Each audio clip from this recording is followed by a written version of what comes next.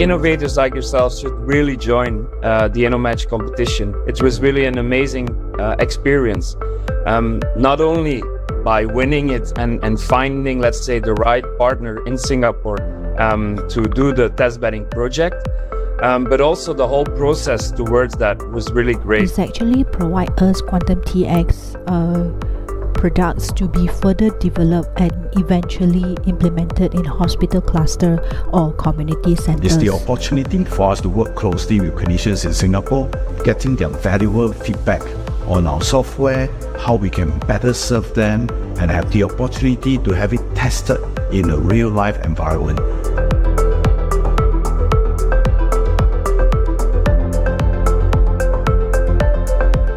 Even in this day and age, startups have to navigate a maze of silos and single lanes to get their products exposed and tested.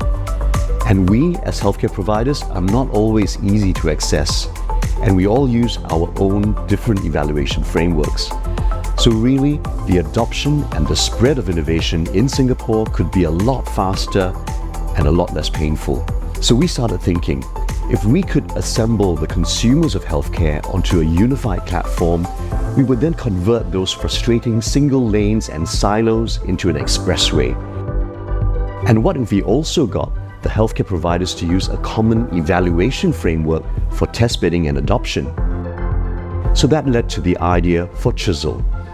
And with strong support from our partners, we kicked off that journey.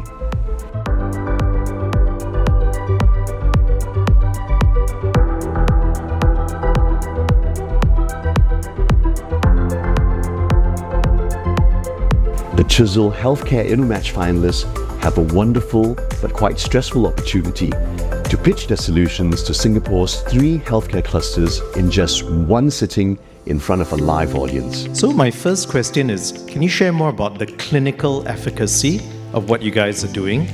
What differentiates you from the other products that are also in this space? Finalists, this is your last chance to rally the crowd. 15 seconds to tell us your compelling value proposition. How voice can actually save millions of lives and other strokes and other complications. Every 8 people around us, there's someone suffering from mental health issues, just no one talk about it. I wanted to would provide a private and reliable solution for everyone to find out if you're okay and what can you do.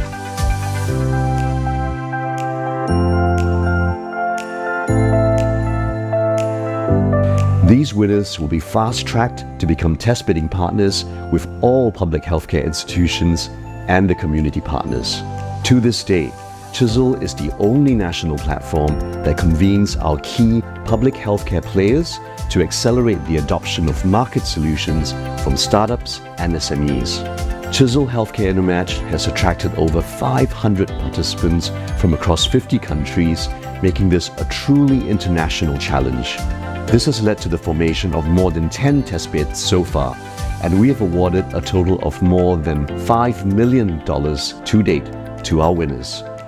And we're going to do our best to continue to find great healthcare innovations for Singapore.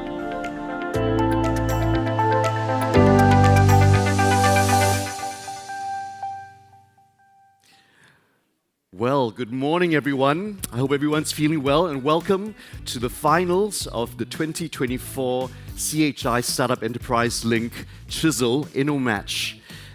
A warm welcome to CHI as well. I'm Hontim, the Clinical Director of CHI, and with me for the 4th time for InnoMatch is my lovely co-host, Ms. Tamsin Grewland-Smith from the School of X and Design Singapore Council. Tamsin, welcome. Thank you, Hontim.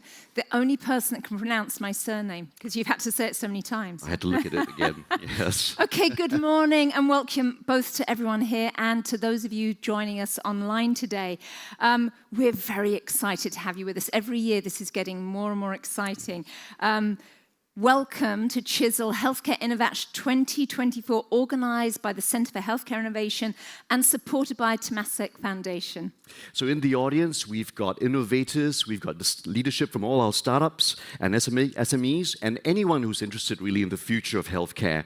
And a very special hello to the participants of the CHI Fellowship for Leadership and Innovation. Where are you guys? 2024. So welcome to all of you, and we hope that you have a great day. So in partnership with all three public healthcare sectors, that's NHG, NUHS, and SingHealth, CHISEL is really the only national platform currently that convenes all of Singapore public healthcare to accelerate the adoption of ready-to-market solutions from SMEs and startups. Yeah, so it's, as Tim has mentioned, in our fourth year as Healthcare InnoMatch, this is a global innovation challenge that invites participants to pitch their market solutions and have the opportunity to receive funding to support the test bedding of their solutions within healthcare institutions and or their community partners. So it's really a fantastic and quite rare opportunity, I think. It is. And this year we saw 330 participants from 50 countries. That's the highest number of international participants we've ever had, making this a truly global competition. And I think it's that theme that's attracted them, strengthening health, strengthening care for a healthier and resilient aging society. Yeah, so I want you to think about that. 330 participants.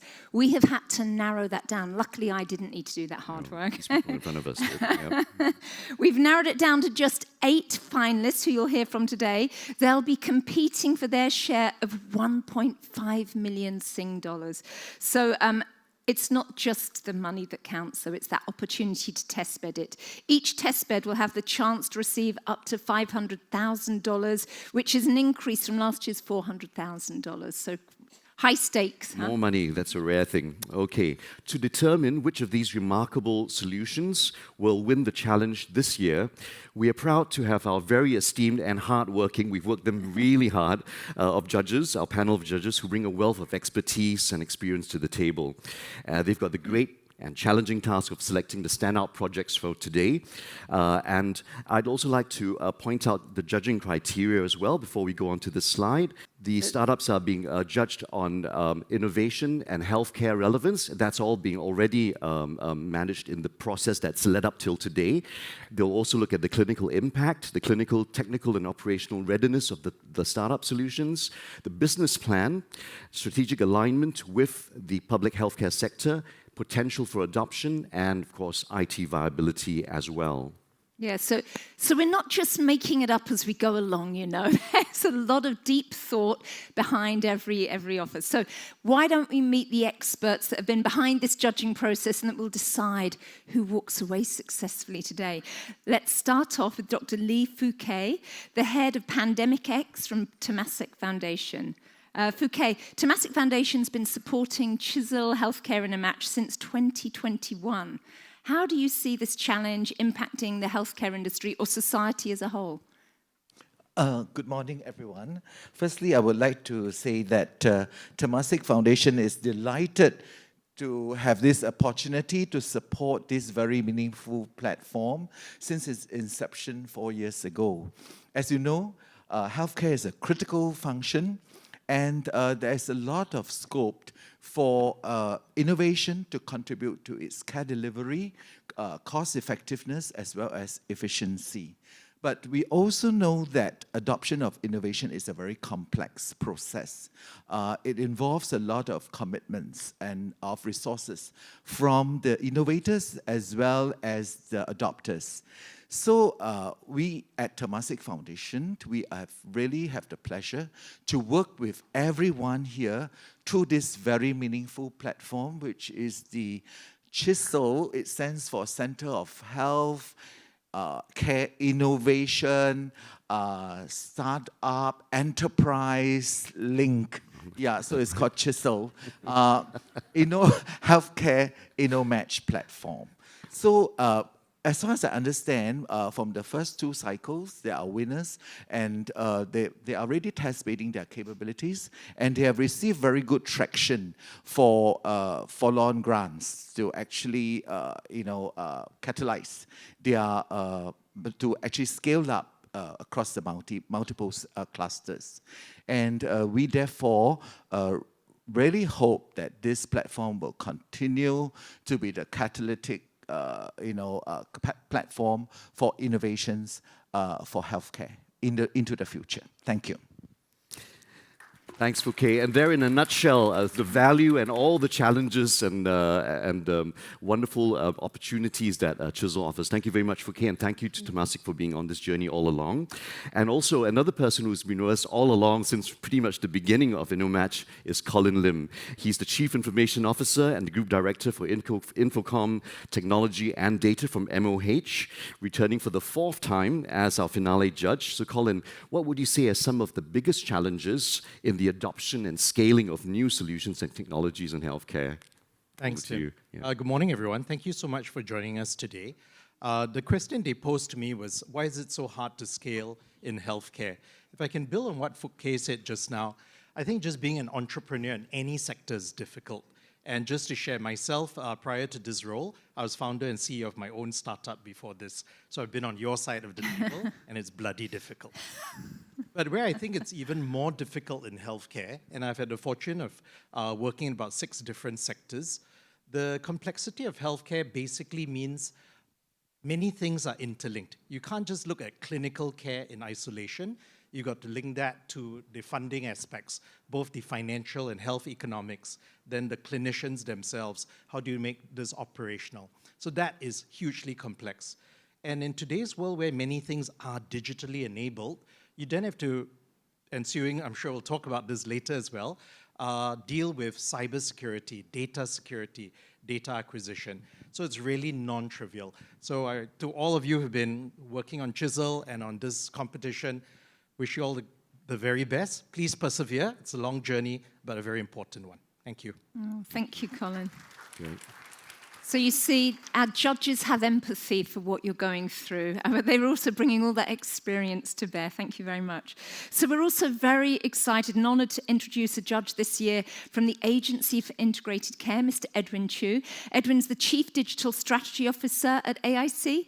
Edwin, given the theme of this year that we're focusing on an ageing society, if there was one innovation that you think could address the challenges in this area, what would you wish for?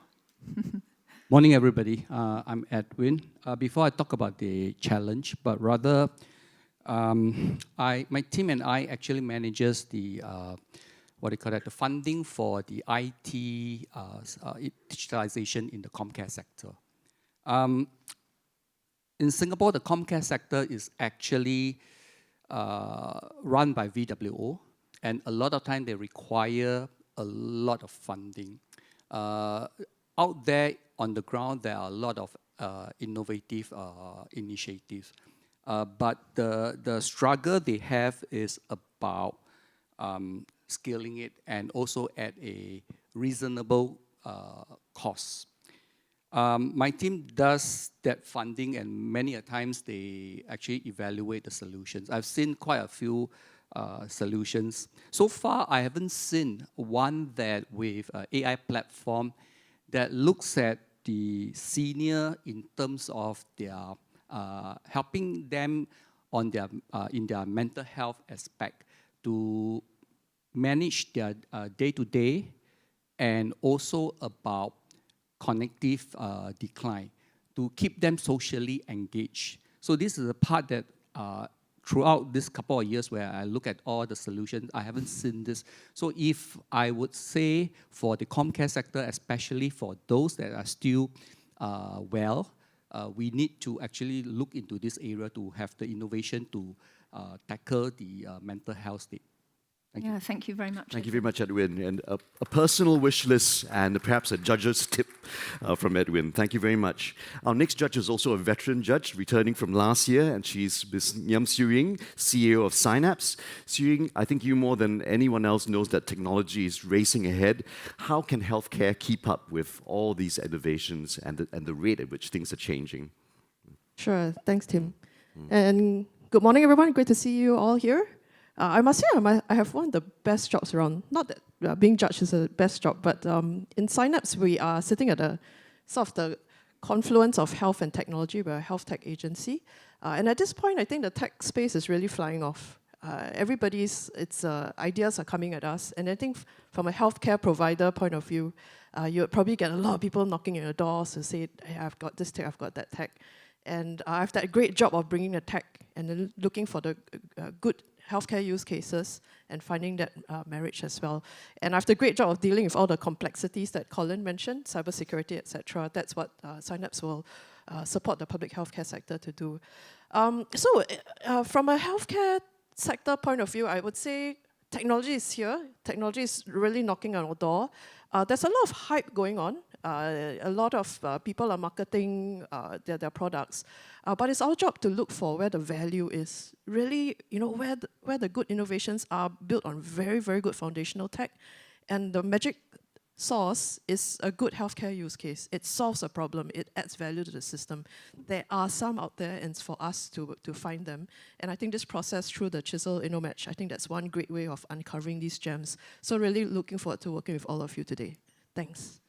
Thank you so much, Xu Ying. So there's wonderful opportunities here. I'm delighted now to introduce the first judge from one of our healthcare clusters, Ms. Lo Shu Ching. She's Community Care Population Healthcare Campus Chief, and she's representing National Healthcare Group. So Su Ching, to kickstart the regional healthcare system lens, what advice would you give to the finalists as they pitch their solutions today? Thanks, Thompson. Thank you. Okay. Good morning, everyone. And firstly, congratulations to all the finalists. You've done a great job. I mean, we've really, already had a chance to look at some of the solutions, obviously, in the presentations. And I think that it's really impressive. Okay, so some advice to you, as judges, and what we're looking for is, and you've seen the judging criteria, and it's. But what will make you stand out to us is how innovative is your product, and I hope you can actually show us how different is it, because we know that the solutions are not always new, but then how different is it from some of the market solutions that are already out there.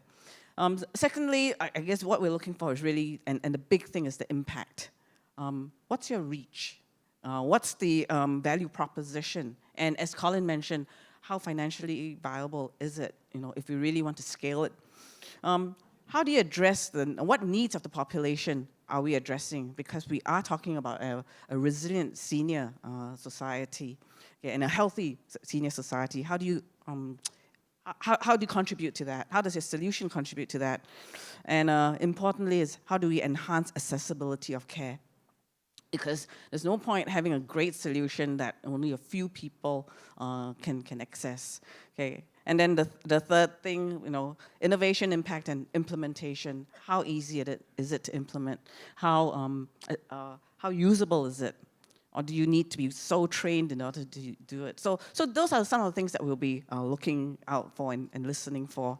So finally, be clear as you do this, be concise, and then just be cool, because you all have great solutions. All right? Well, thank you. Thanks, Su Ching.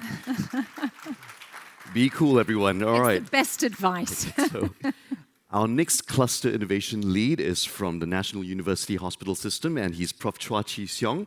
He heads the Regional Health Systems Office there. So Chi Siong, in your work, there are lots of challenges now for population health and the aging population. Edwin's already mentioned mental health as one of them. What do you think are some of the other challenges that we face? Hi everyone, good to be here, and thank you for all the active participation. As a healthcare cluster, I look forward to collaborating with more of you, and also very interested in so many of the solutions that have so far been proposed. Looking at some of the challenges for population health, just want to say that this current healthcare transformation that we are in, I kind of look at actually from three areas perspective, and that also highlight the major challenges, and that is so different from the previous healthcare transformation that we have gone through. One is that we need three parties to be actively involved in this current healthcare transformation. We need actually the clusters to be aware that the role has changed and expanded, and the other part will be how actually our GPs can come on board to be part of this healthcare transformation. And also lastly, it's about how residents, how our population actually play a big part. After all, it's about population health. And maybe just start off with the population, our residents per se, some of the obstacles, some of the challenges. So while we have segments of population that are very, very serious and are very invested in taking care of their own health, there are some that are not so able to give time for health, and there's a lot of issues with life. Life is hard. And so there's so some of them they don't want to add one more problem to their list. So these are and then how do we actually cause them to see and nudge them through behavioral science and different means to help them, and there is that a lot of times even where we explore innovation, then one of the questions is how do we also incorporate appropriate behavioral strategies so that actually whatever tools, whatever programs that we bring on board, there'll be traction, there'll be scalability. So I think these are some of the consideration. Then the other aspect will be actually our GP partners. There is a major pivoting in terms of how actually they can be of that greater ability to contribute to the population. They can do so much more, and how we can work with them to optimize. I think these are things that we need to work with them on. And for the clusters, just want to also highlight that we need to learn actually the art of alliance formation, because the partners that now we need to work with are so much more, and you are actually one of them. So I think that is really one of the important aspects. And undergirding all that, then it is also about really the challenges of data sharing, data analytics to make sense of whatever that we have now have to drive the various level of priorities and all. And also lastly, technology. How we actually want to adopt them and how we then scale at pace. I think these are some of the challenges, and looking forward to find some of the solutions here. Thank you so much. Thank you. Thanks, CHISEL. That sounded like a catharsis for population health, all the issues that you're going through now. So many wise words here already shared. Chen, all the pressure lies on you. I would like to introduce our final judge today, and no stranger to us. I think you've been with us for the past 3 InnoMatches. So this is Prof. Lee Chien, Deputy Group Chief Executive Officer for Population Health System at Sing Health Services. Chien, why do you keep coming back? We're lucky, but what is it that inspires you to keep coming back? Yeah, okay. Sometimes I'm Shannon from Sing Health, and sometimes I ask myself the same question. When you hear about the 300-odd applications, it's like, wow, you really had to plow through that. But I must thank my team for doing all the heavy lifting. But what really brings me back is because it's to be inspired by the energy and the creativeness of all the participants. Because the ideas that you put up, and the thought that goes behind it, shows us not only the possibilities that can be created, because it's not just asking why, but asking why not. And I think that opens up our minds to new ways of care delivery that we may not have thought possible.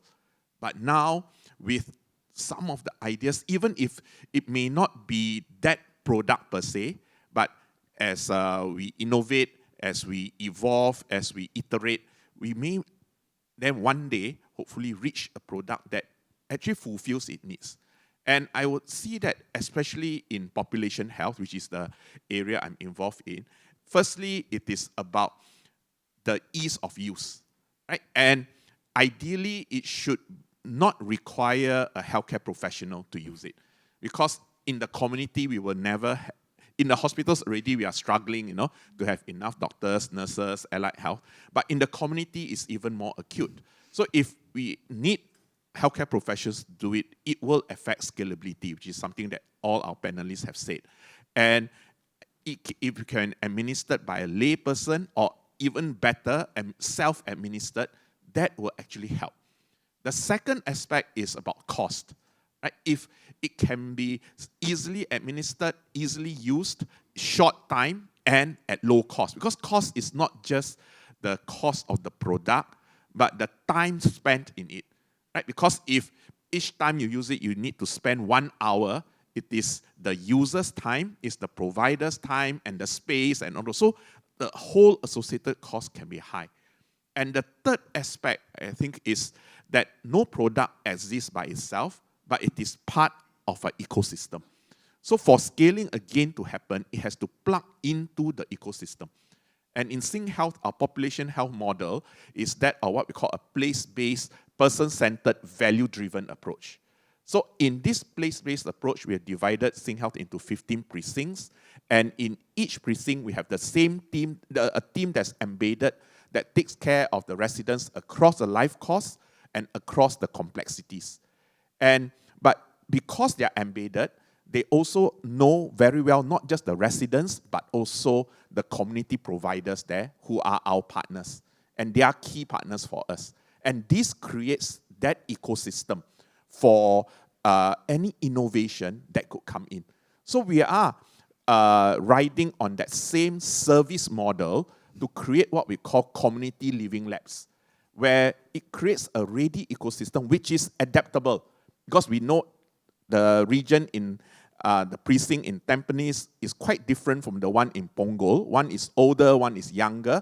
Partners are different, but nonetheless, there are common principles but with flexibility at the local level. So we are offering these community living labs to enable us to rapidly test, and for those that work, also to rapidly spread and scale with this. So we hope that with this, we can marry the science and the service in a very integrated manner. And that's why I'm excited to see what are the possibilities today, not just from the 8 finalists, but also from the other projects that have been proposed and nominated, and to see how can we incorporate the ideas, the products into the ecosystem, such that we can help our residents to keep well, get well, and live well. Thank you. Great. Okay. Thank you, Shannon. He answered the question well, I think. So. We I think understand. that was a 15-minute masterclass from 7 industry leaders. We can actually all go home now, but I hope you've gotten insights into what keeps them awake at night, what's top on their agenda list as they face all the challenges that we all face today as well. Can we have another round of applause for all our judges? They didn't just show up today, they've been very much involved in the judging process all the way leading up till today. So let's turn our attention now to the actual competition and the focus of today's event, our finalists. They're all sitting there. And the plan is simple. Each finalist is going to receive just 4 minutes, get 4 minutes to do their video pitch, and that will be followed by 8 minutes of ferocious questioning from the 7 people in front of us down here. All right, so that's just the plan. And for the audience, you're all here not just to sit and watch this, a job for all of you to do as well. Yeah, we want you to feel really you get the chance to be involved. And also, we don't want you to think you get an easy ride here enjoying it. You've got to play a role. So, and this includes those of you who are online watching. You have the power to choose the audience's winner today. So this is the audience's favourite award. So yes, some of you are way ahead of the curve here. You can see the finalists probably texting their office to quickly vote for them. Quick. Scan the QR code, please, so that you can vote throughout the morning. And let me let you in on a little secret. You can vote as many times as you like. Do it. And you can vote for as many solutions as you like. So vote as you go, because if you like the first pitch, vote. And then you like the second one, I vote for that too. You can keep voting. For those of you online, please go to the live stream page and click on the poll button so that you can vote too. And you can also vote as many times as you like. We kind of encourage this. Let's get some traction going there. And we will find out who the audience's favourite winner is later today. Right. Okay, so before we begin with the exciting pitches from our finalists shortly, we also like to share how diverse our finalists are this year. They come from many corners of the globe, and they represent Australia, Canada, the US, Singapore, and Spain.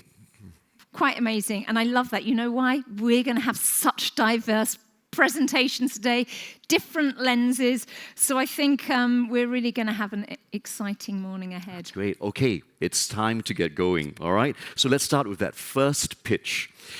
Our first finalist is Capture Proof from the US, and they're going to introduce you to Balance Scan, and that's a solution that aims to revolutionize fall risk assessment, a very important area in elder care especially, and they use AI-driven video analysis. So let's watch their video pitch.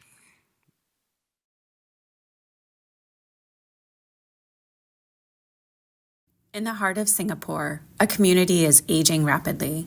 Healthcare systems must adapt to meet the demands of this super-aged society. Falls are the leading cause of trauma among Singapore's elderly. It's 85% of all cases. Yet fall risk remains a neglected blind spot in care. It's leaving patients vulnerable and healthcare providers overburdened. 1 in 4 adults over 65 falls each year, and half don't tell their doctors. By 2030, fall-related care will cost Singapore an estimated $6 billion annually. This lack of accurate, timely assessment is a costly challenge. CaptureProof solves this blind spot in fall risk detection. With our Balance Scan, developed and deployed with Intermountain Healthcare, we predict and prevent falls, reducing hospital admissions and saving money. CaptureProof's Balance Scan fits seamlessly into clinical workflows. Performing the timed up and go test is as simple as pressing record. AI-driven, it provides objective, near real-time results that healthcare teams can rely on. Whether at home or in the clinic, CaptureProof provides accurate, actionable data, enabling early intervention and dramatically reducing fall risk in patient populations. Our sit-to-stand test measures lower limb strength and mobility, key indicators of frailty. CaptureProof provides insights traditional methods miss. By predicting falls, CaptureProof lightens the load on healthcare providers with fewer ER visits, less strain on resources, and better care allocation. Balance Scan delivers 96% accuracy in fall risk detection, far beyond gold standard and human observation. It offers reliable, data-driven insights, removing costly blind spots in care. A study published in JAMA Neurology 2020 showed that a 1.5-minute video on CaptureProof can replace a 2.5-day inpatient stay. Our solution has been validated by many leading institutions with the likes of Mayo's, Yale, Penn, Brown, Baylor, and most recently NYU. With CaptureProof, you save time and resources. In this challenge, we will save Singapore $18 million by preventing the first 600 falls, and are poised to save billions. Starting with fall risk, CaptureProof will scan 2,500 patients in year 1, identifying 600 high-risk cases. Seamlessly integrated into existing charts, it ensures smooth workflows and better reporting for healthcare providers. Fall risk is just the start. CaptureProof will expand to neurology, orthopedics, wound care, and more, offering a scalable horizontal platform for Singapore's health system, just as we've done in the US. CaptureProof meets HIPAA standards and employs the highest security protocols, including NIST and FIPS. Singapore Health can trust that patient data is secure and compliant. CaptureProof is ready to revolutionize fall risk prevention in Singapore. By closing this blind spot, we empower healthcare providers to reduce falls, improve efficiency, and save billions.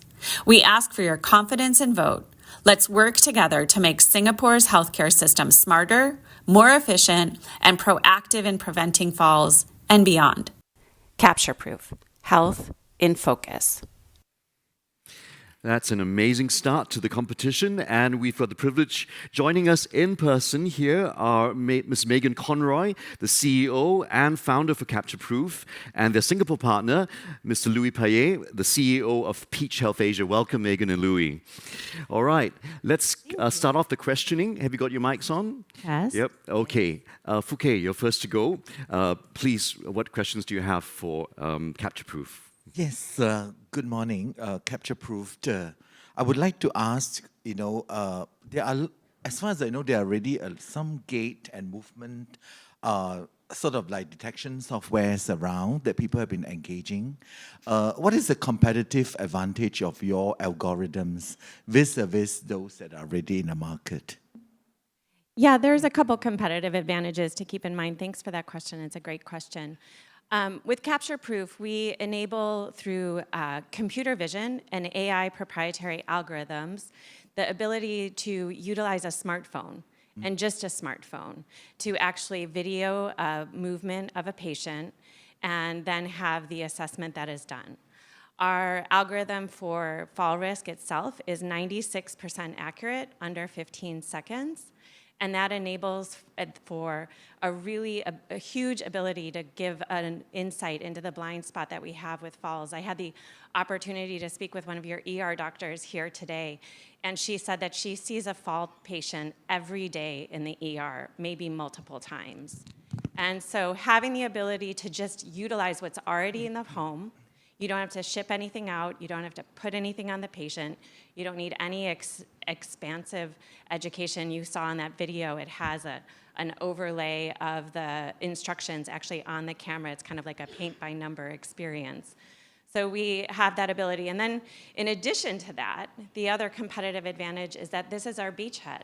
We would like to join Singapore Health initially to help you reduce falls and keep your seniors at home. But eventually, what we would like to do is work in neurology, where we're working in many hospitals across the US and soon to be in India as well. And we would like to then move into orthopedics, where we've proven to reduce follow-up needs by 60%. So there's a lot of impact. As you all know, in America, we have this saying that a picture is worth 1,000 words. Right. And MIT did this amazing study showing that in 13 milliseconds, you can read a visual field. And it takes you about 4 minutes to read 1,000 words. So is your system detecting at the point of sitting to standing, or is it focus on that? Or could it be used for also when the person is walking? Both. Oh, it's Both. usable for both. So our system will give you cadence. It will talk about the symmetry between right and left. We actually are the only single camera system that gives you the valgus angle, which is less interesting for falls and much more interesting for your PT and orthos. We will give you the way that the shoulders, the hips, the knees, and the ankles are in line with one another, as well as the head. So if you come to the booth later, all of you, please, we can do a scan on you for sit to stand, and you can see what it's all about. Have you validated it in a real life setting? Oh, yeah. To collect data? Yes. And how big is your data pool? Our data pool is in the thousands. I wouldn't say it's in the tens of thousands, but it's definitely in the thousands.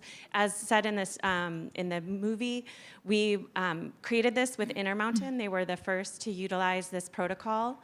You can imagine Capture Proof as a prescription pad for photo and video. So anything you want to get from a patient at home, you can write a script on Capture Proof and we can send it out for you. Right. This is our prescription for falls. We ask you to sit, stand, walk 10 feet, 3 meters, and then sit down again, or just do the sit to stand.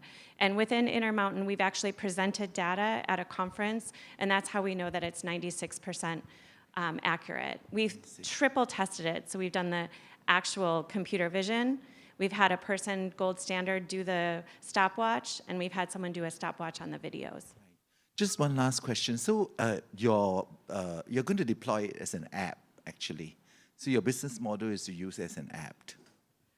Our business model, we are both a mobile application and a web application. So you can imagine us to be like not dissimilar to your viewer for your DICOM images that you have in the hospital right now, except we're visual light images for the repository of the information. But instead of using an X-ray machine, you're using just a simple smartphone. Okay, thank you very much. You're welcome. Finish my question. Thank you very much, Fouquet. And maybe over to you, Chi Seong. Any questions for this team? Hi, welcome to Singapore. Hi. Thank you. It took a long time to get here. Just two questions from me. One would be that I'm quite interested to find out the extent of deployment in US, and also the level of data integration with the healthcare system that you're partnering with. And for that, I'm particularly interested if there's any previous attempt to integrate the data with Epic system, knowing that this is one area that we're going in. Second question would be that given that this is about image capture, has there been concern in terms of PDPA from the users and other stakeholders in this area? That's all from me. Can you repeat the second question? Concern about? The second question is because there is actually image being captured. I'm assuming they will be stored. So has there been incidents where the users actually raise concern about using this, or even other stakeholders and other partners in terms of this data security issue?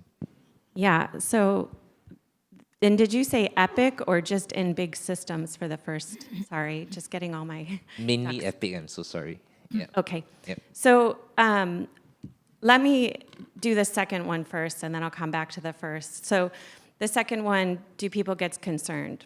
There's people that are concerned about having a LinkedIn profile or whatnot. So I'm not going to be able to solve that problem. But what I do solve is, and it goes for many people, you want to tell your story as a patient so badly. And you want your doctor to understand that's what is going on. That there are patients putting things up on YouTube totally public because they so badly want this information to get there. So what we actually do is we offer a secure private repository for them to do that. And I have an amazing security white paper that my team has put together, and I think we should be worried about security. Privacy is not money. You can't give $1 back and make someone whole again. You cannot take whatever has gone out and take it back again. So for 12 years, it's been important. We've never put out a product that was not something that was private, so security has always been one of my things. Now to integration. We actually have, if I do say so myself, done something kind of clever. And we created what we call an EHR link. And that opens up the main page for each patient chart. So we have a kind of like integration light that we have the ability to do, which allows you to put specifically in Epic a hot button for the viewer, and then some magic forms for the prescriptions that are going out. We do API, HL7 API for notifications back in for notes, and then we do single sign-on.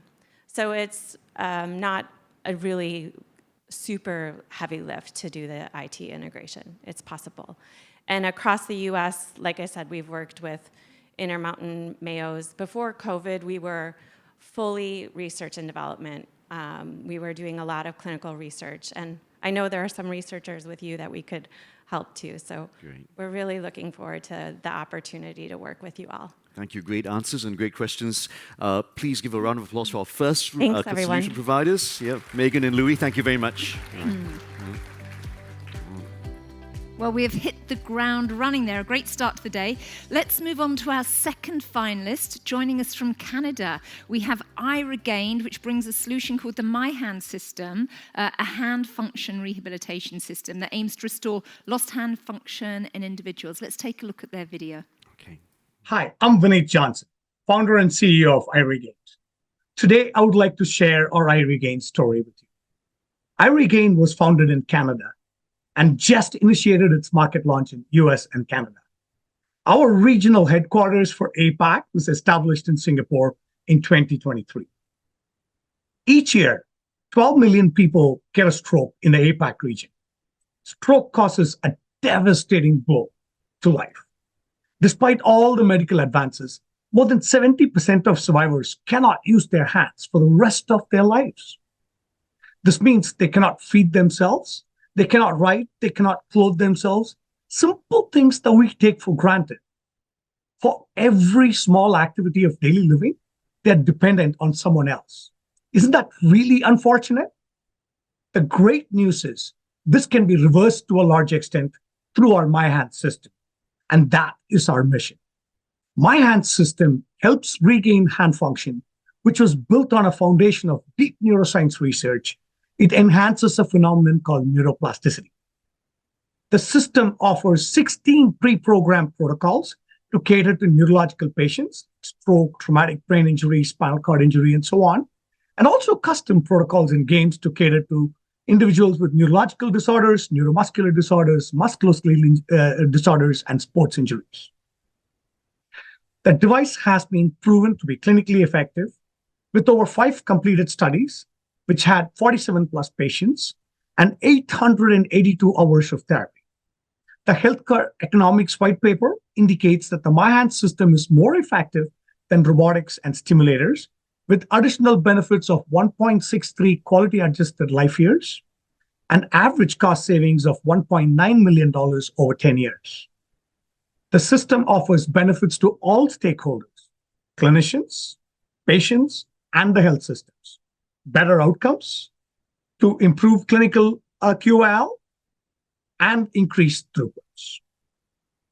The MyHand system offers far superior outcomes when compared to gloves, stimulators, or robots. In addition to what these systems can offer, the MyHand system can accommodate to multiple hand functions. If your hand has 200 functions, it can accommodate to all of those and can be used by a 6-year-old child to a basketball player. It allows 20 centimeters of movement for fingers, allowing you to train any hand function you want. Along with few grams of force to 5 kilograms of force per finger, you can train them how to carry a sack of potatoes. It accommodates to any deformity like spasticity or muscle tightness and has the setup time, which is less than 1 minute.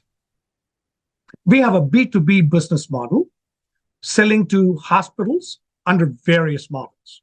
We have a local distribution partner in place and also offer after-sales service through our partner in Singapore. iRegain integrates seamlessly with the Singapore health system. We already have a local office, a HSA approval, and we are a PDPA compliant system. Data from the device can be easily exported for research, reporting, and analytic purposes.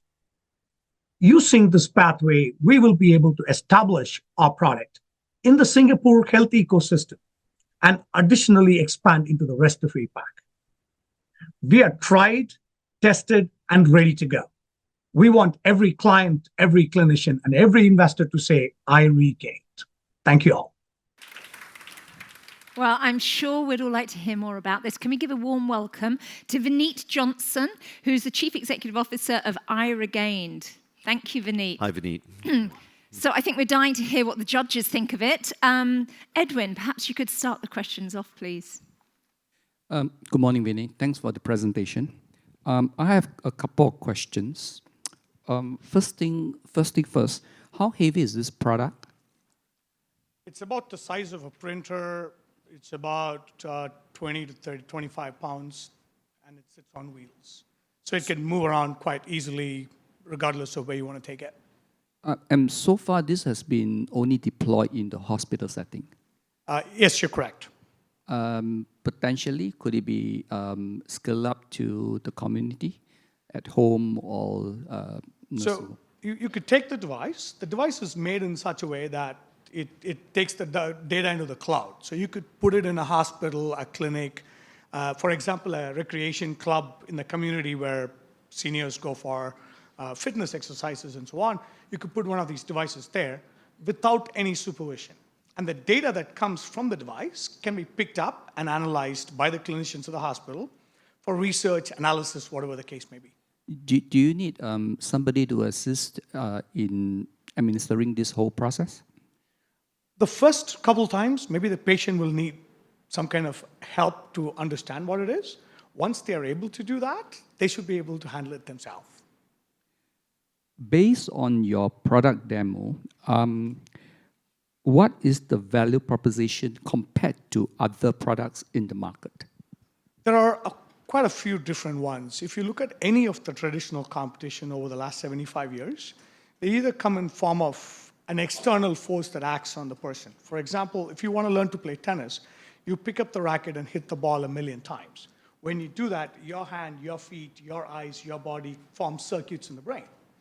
But any of our competition, 99.99%, are external forces that acts on the body.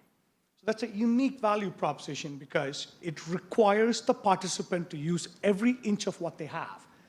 Whether it's the sensory receptors, the motor receptors, the brain, the muscle, all of them need to be worked. The second value proposition, which is very important in any clinical setup, or pretty much any healthcare offerings, they shouldn't have too much time to set a device up. So here, because the way it is set up, it allows you less than a minute to set up and less than a minute to clean up. Because after COVID, everybody realizes it's important to keep it clean so you prevent the spread. The third important value proposition is the device. Once again, going back, you can compare it to any robots available in the space as well. This is the only device that allows a 6-year-old child to a basketball player to use the hand. Now, if I do that, that's roughly about 12 centimeters. The device allows 20 centimeters. So the largest hand to the smallest hand.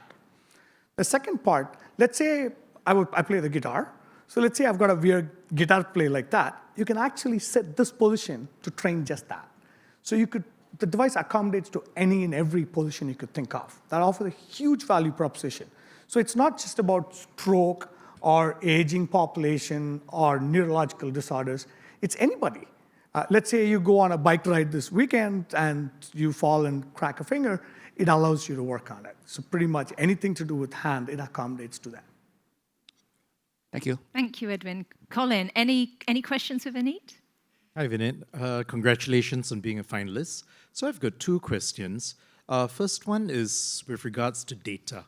So can you share with us how much training data do you have? What's your data acquisition strategy to improve your algorithms and things? Then second question is related to your registration with FDA, HSA. Can you share more about what exactly did they give you permission to do, and how is that clinically sound? Thanks. Okay. Thank you so much, Colin. To answer the first part of the question, we've so far been working maybe about 4,000 to 5,000 hours of data that was used to get us to where we are. And moving forward, there are 2 segments of data. One is the PDPA kind of data, PHI, which is kind of localized, so it doesn't go into the cloud system. But the cloud system takes some of the granular movement. If the patient moves, let's say, a millimeter, the device records that. If they use a gram of force, it records that. It can do anywhere from 1 gram to 5 kilograms per finger.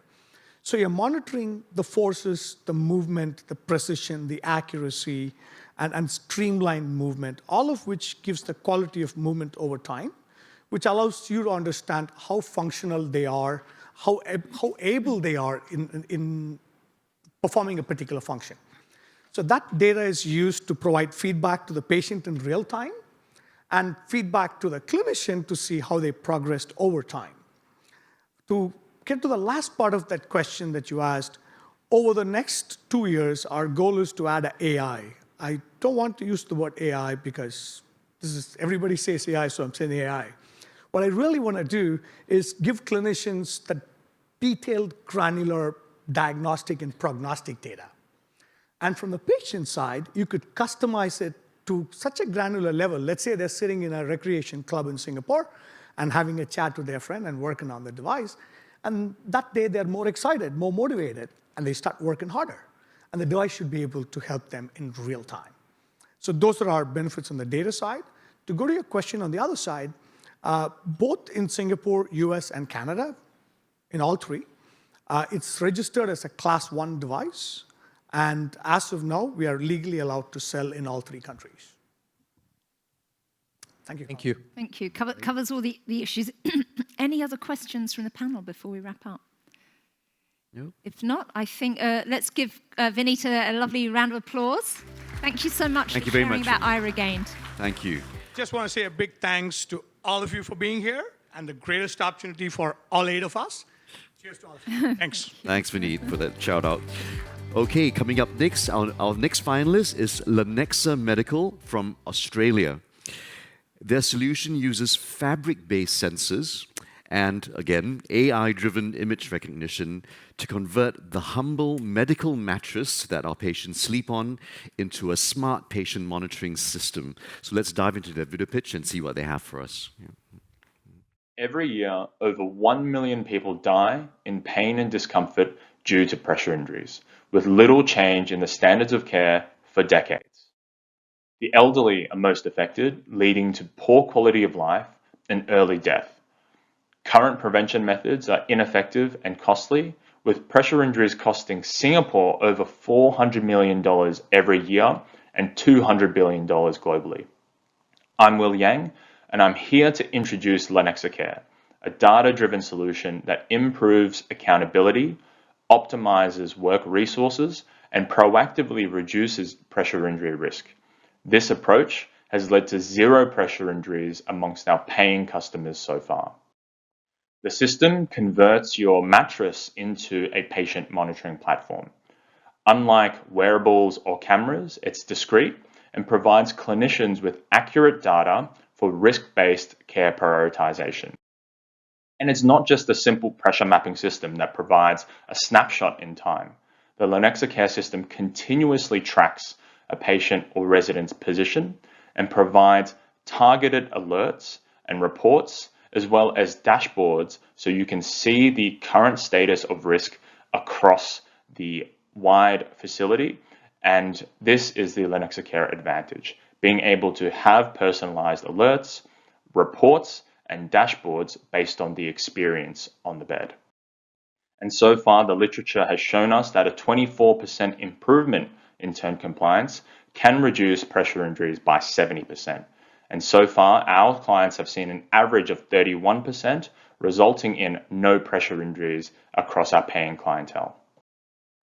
The system integrates seamlessly with existing workflows, only requiring an internet connection to connect to our secure cloud. And importantly, it doesn't store any person identifying information. Lenexa owns all of its intellectual property and has patents on its hardware, as well as algorithms that are trade secret. We've also got regulatory approvals in main markets, including the FDA and CE, and are on track for Singapore's HSA Class A pathway. Currently, our system has been used in over 10 facilities in Australia, and we're ready to expand into Singapore with manufacturing and logistics partners in place. We're currently seeking clinical and commercial partners to bring the solution to the local market. Our business models are flexible and allows for CapEx and OpEx arrangements to ensure that a significant return on investment can be achieved. And as an example, for a 700-bed hospital, if we're able to prevent 70% of their pressure injuries, they can save over $25 million a year, with the solution costing less than $1 million to deploy. And we know in Singapore, there's over 12,000 hospital beds and 19,000 aged care beds, with pressure injuries costing over $400 million annually. And with 95% of pressure injuries occurring in people aged over 60, we know that in 5 years or so, the quarter of Singaporean population will be greater than 65, and so this number is likely to go up. But there is a prime opportunity with medical mattresses being replaced every 5 years to upgrade the systems to better serve the aging population. So in conclusion, I invite you to join us in shaping the future of care, a future that's personalized, data-driven, and focused on prevention. With proven success in Australia, we're ready to expand in the Singaporean market with your help. So please reach out to us, and thank you for your time and support. Thank you, Lenexa Care. And let's welcome onto the stage the 2 co-founders of Lenexa Care, Will Young and Ajit Ravindran. Welcome, gentlemen. Okay, 8 minutes of questions now. Let's start off with you, Siu Ying. What questions would you have for Will and Ajit? Hi Will, Ajit, so good to see you guys. And I think this area of bed sensors and using AI through the bed sensors is quite interesting. I think right now your solution is focused on pressure injuries. I was just curious, it detects potential for pressure injury, but it doesn't respond to it. You know, like air mattresses, it could sort of move the patients on its own. How do you see your product in comparison with the products that can actually move the patients around? That's a great question, and part of the solution itself, of course, the initial stage of it is the detection and understanding the risk profile of the patient that's in the bed. So one of the important factors for us is providing and being able to capture that information so that you actually have a leading indicator for risk. Right now, pressure injuries are only tracked once they've already occurred.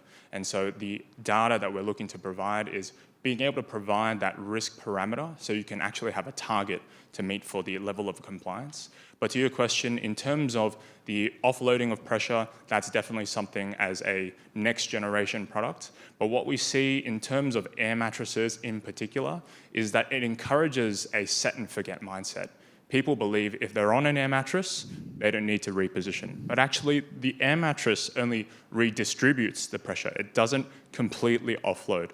Complete offloading is still required and is one of the key reasons why over the past 200 years, over the past decades where air mattresses have been introduced, the rates of pressure injuries are still very similar to this day. So in that case, it still requires manual intervention. And I guess, what is a comparison to it, this regular turning of the patient that would be sort of common if you have a bedridden patient that sort of needs that help? What's the value proposition behind that? Yeah. So one of the important things is the system itself ensures that effective turning is taking place. So as a part of our studies, what we've seen is that about 70% of staff recorded turns, meaning that people coming to actually rotate or move the person, is actually ineffective. Number one, either they're not being done correctly or not being done at all, or they actually move the person and immediately after they're moved, they move right back into the same position. So with the data that we're looking to provide, we're ensuring that that intervention is actually done correctly. But on the flip side of that, what we actually see from our data is that lots of people are already able to mobilize by themselves, meaning that you don't actually need to come as frequent as you think because people are effectively offloading themselves already. And so you're giving that time back to the staff and you're meaning that you don't actually need to rotate them and disturb them in the middle of the night, which we've seen better outcomes to the patients and residents we've served already. Very nice. I was reading through also and I saw that you had some future applications, fall risk reduction, vitals monitoring, sleep monitoring, etc. Could you share a little bit about what's the prospect that you see there? Yeah, definitely. So the system itself, it converts your mattress into a monitoring platform. So there's lots of data that's coming from the system and we're able to analyze it. Our primary focus right now is around pressure injury prevention, but a lot of our customers see many other factors as well. The next generation of product is looking at falls, predicting the pattern of movement of people trying to get out of the bed, as well as people getting out of the bed and not returning in a certain amount of time and providing that information back to them, of course, for a falls risk, and looking at different patterns that we can pick up across the bed. So sleeping, restlessness, things like vital signs as well. So those are all a part of the pipeline and they can all be introduced as software updates. So no need to upgrade the hardware. Software updates can be released and these features can then be added on. Thanks very much. Thank you. So it looks like lots of potential in the future. Chenan, over to you. Questions for the Lexa team? Just like to follow up on one of the points that you made about the interventions. Because we can have the best predictive tool, but if you don't have an effective intervention, then the impact is still minimal. So how are you closing that gap? I think you said about how you use it and how are you closing that gap so that you can really demonstrate the impact? And has the impact been, in a sense, actualized in the studies? And in what context, in terms of the type of patients or the types of clients that have used the product? Yep, that's a great question. And one of the, I guess, important things to just start off with is in the past 200 years, how you prevent pressure injuries is to come to the room and offload them. But as soon as you leave the room, you have no idea if they've moved back. Are they still in the same position? So the next time you see them is the only other time that you actually know what's going on. And so how they're measuring whether or not pressure injuries are being effectively cared for is by measuring how many pressure injuries have come. So that's not something that you can actually implement any action into. And so we're providing a risk parameter around the compliance to turning that you can track on an ongoing basis. So you can actually have a measure of saying, we are turning our patients and we are turning them effectively. So making sure that the actual intervention is taking place and we're providing that accountability back to the staff and ensuring that the resources that you're actually putting in place are working effectively and being optimized. So there's a target that the facilities that we've been working with, they can actually achieve. When we come in to do the test bedding with aged care facilities or hospitals, in the first period, we will actually establish a baseline of their performance. And many facilities are often surprised to go, on my piece of paper, it says that we're performing very well, but from the data that's actually captured from the sensors, the compliance rates are in fact very low. And we're able to work together with the facility, provide education and training on what is an effective turn, as well as what are the compliance measures that they need to actually meet, so they have a target. Because right now, there's no target. Right now, they're looking at the pressure injuries that are already coming, instead of tracking to a risk measure that they can actually provide as a leading indicator.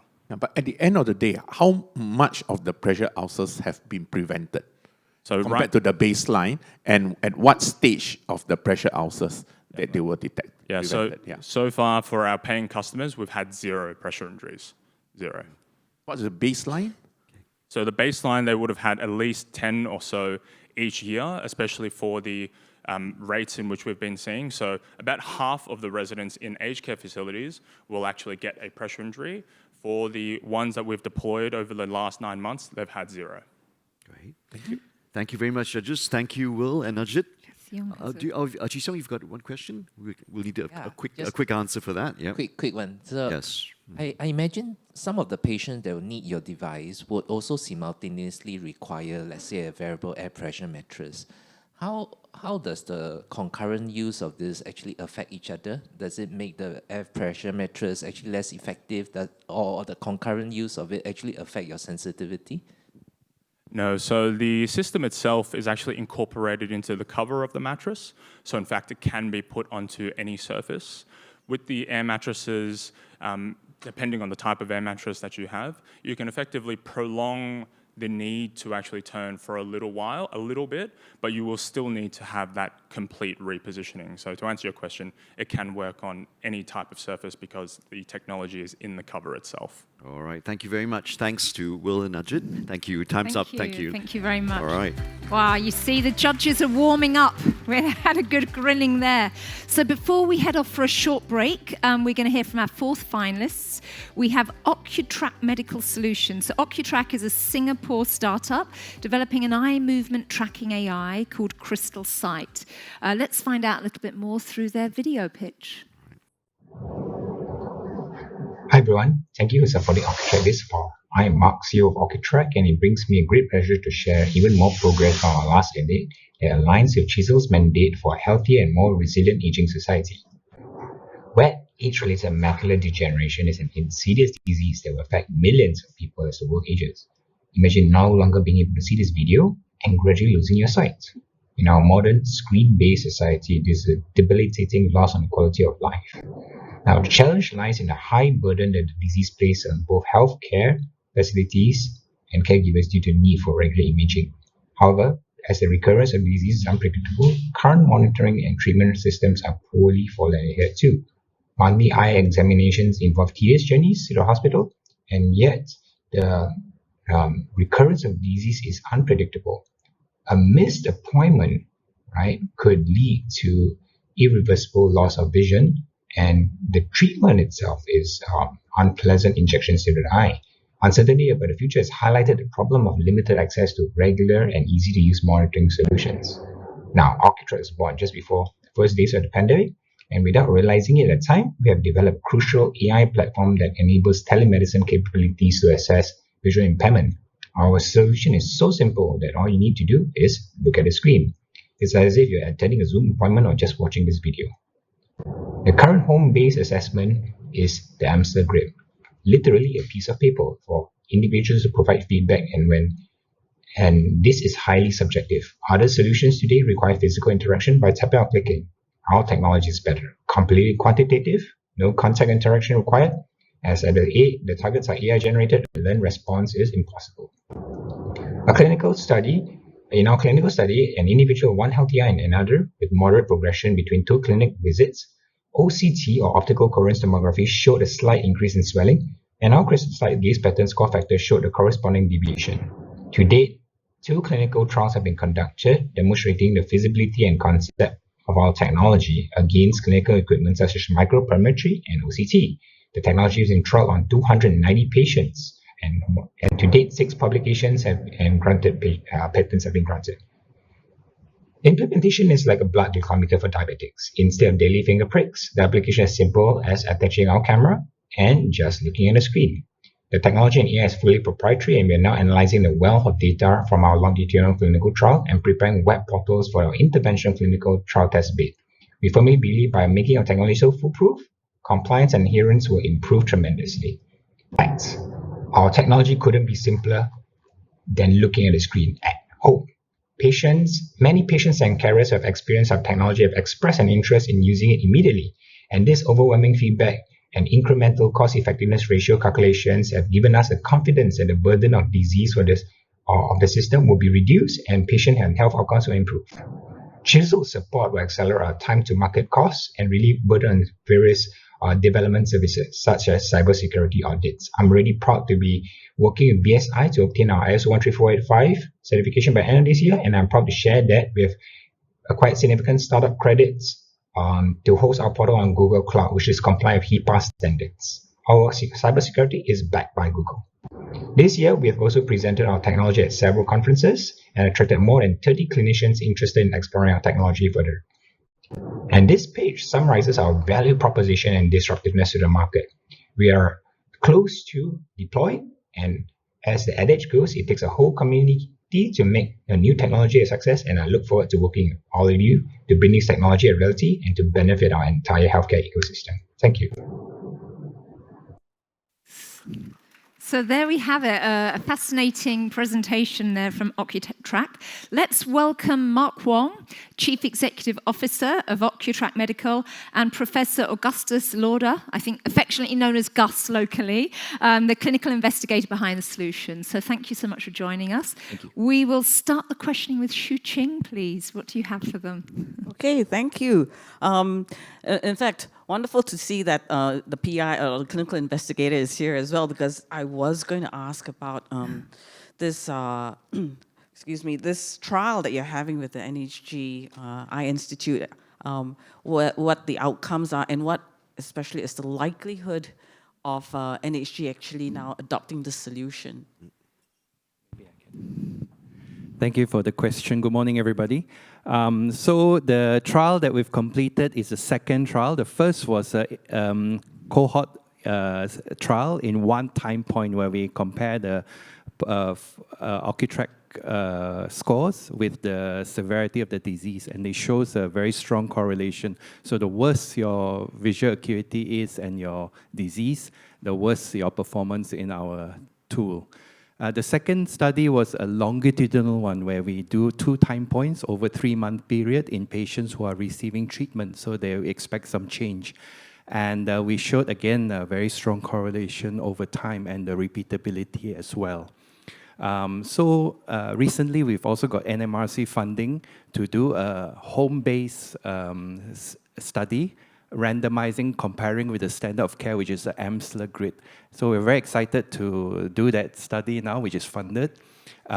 Because that will actually put the device in the home setting, the patient takes home.